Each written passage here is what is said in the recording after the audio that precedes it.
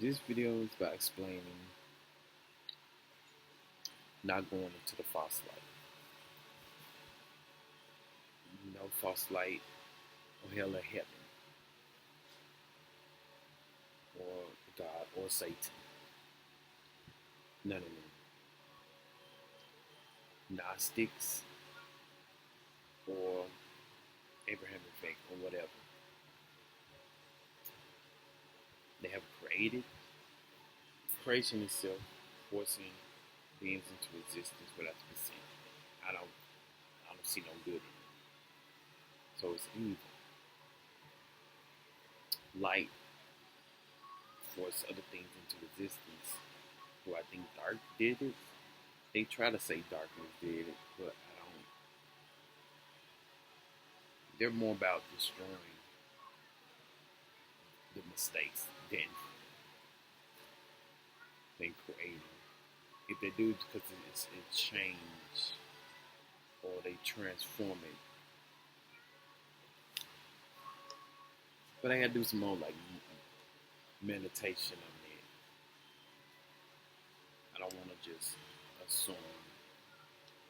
But what I've written, because I've written a lot of diagrams of what this could be, and I don't know. I don't think these beings are. I think these beings are evil. I don't think the spirits of or where these beings come from or what vessels that they're inhabiting, the spirits in them are good. Because they're forcing beings into existence, into their worlds, and it's not a benevolent act in itself. No matter how much of a ingenious it may be, forcing beings into existence is never a good thing without their consent. You you can't ask of nothing to do you want to exist. And in the Jewish legend book, I do some research on it. The Jewish just research. There was a being called Leviathan, and it had a combination. Well, it was complete. The Leviathan was complete. It had the wholeness of divinity, the divine masculine feminine, and the creator split that thing, split from the feminine from it, and so-called destroyed it, or placed it in the water. So it won't destroy its world. So it's forcing beings into its world and keeping them captive. It's kind of like this simulation or this world or whatever. So being in the matrix, existing in the world, birthing others into existence is wrong. Creating things and forcing them into existence is wrong. It's clearly that being didn't want anyone to escape. So reuniting the divine masculine feminine is a powerhouse move, and it helps you to break free from the matrix. If Leviathan rekindle and combine and reunite, it can help break us out of this, as well as other beings. Once you combine your forces, you can break out of this together. You can end it. And one way is by not birthing. If you're not birthing, forcing others into bondage, that's one way you're fighting against these beings that force you into existence and force others into existence. Gabriel, God, even those beings are kind of like a victim because they were forced into existence first. They was forced into creation. So that's why I really don't like. It's something about creation I just don't like because you forcing beings and constant forcing. It's like a cycle of victimhood, a cycle of pain. You forcing beings into existence, and they're forcing beings into existence. It's just a cycle of hurting one another. That's why we need to combine our forces to end it in all forms of creation, a form of forcing others into existence. Adam, Adam Nation, damnation, Eve, evil, evil nation. I mean, I try not to see it like this, but it's what it is. The wombs forcing other beings into existence, other wombs, and then eventually ones, and then the ones just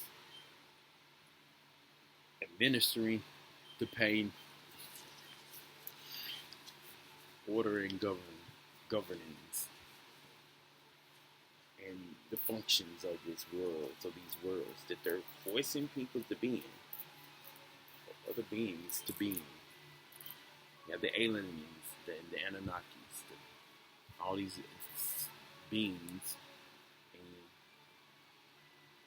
they claim to be of darkness, but I say they are a form of a spark, of a light, a false light, true light, just light forcing beings into existence. Now, if there happen to be darkness, beings that are dark forcing beings into existence, that's probably where you get the equate darkness with evil from, because of them and how they're using their powers to force others into submission and worship or tithes for said favors. How you have to answer to them. But the light beings operate similar too. In some ways, you have to adhere to your own worship to some degree, blah blah blah, and they try to equate light to good, but the light force beings into existence. They force the evil or brought forth evil because they wanted to create something. So who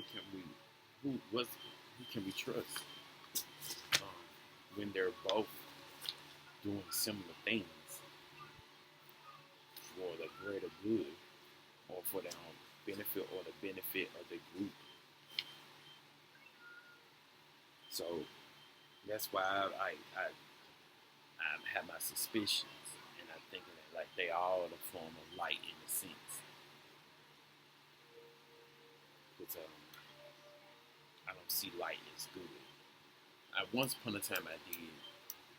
I try to see light. I want to believe true light, but could it be like true light?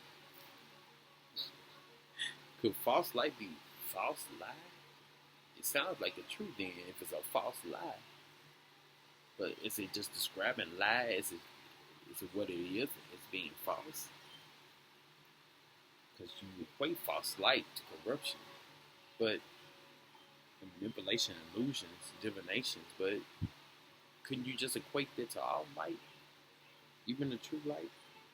Because they resort to corruption, manipulation, illusions, and divinations to get their objectives accomplished or accomplish their goals. Even it said in the book, the Bible, even for the necessary good. And God does things, so-called, and whatever doctrines or literature you read about a God or deity, do deeds of destruction to bring forth righteousness, good, justice, evil things, good things, blessings, be less. So I can go on and on. You have to dissect these things and see it for what it is, rather than trying to just have behind facades and masks, because it's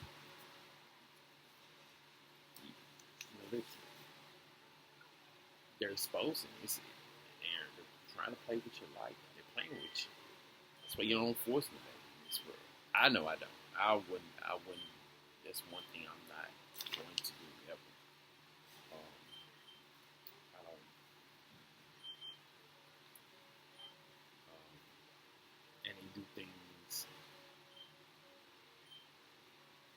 you, do things to submit. Want you to feel like, want you to know that they, want you to feel like they own you. I want you to submit or be afraid or just not say anything, not speak out, speak up,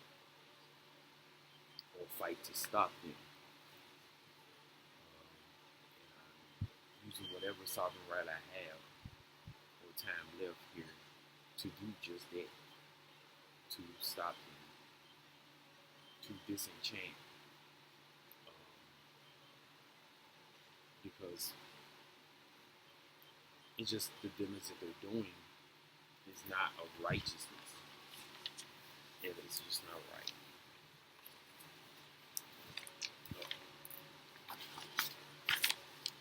These certain beings, gods and goddesses, or people, secret organizations that are deliberately swaying you one way or another for their benefit, and why you get the grunt of the stick. And I've been getting it for a very long time. Like, I mean,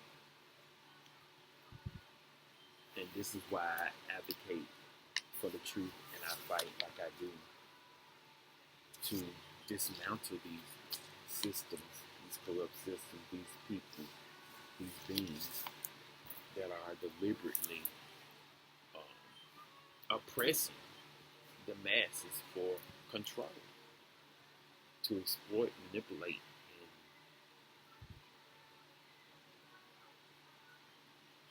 and they call it.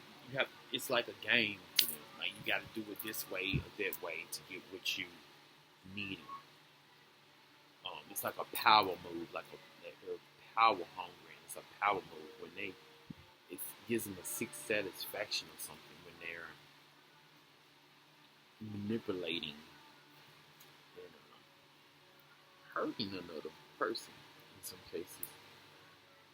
When are you seeking peace or happiness? I know I was. I am.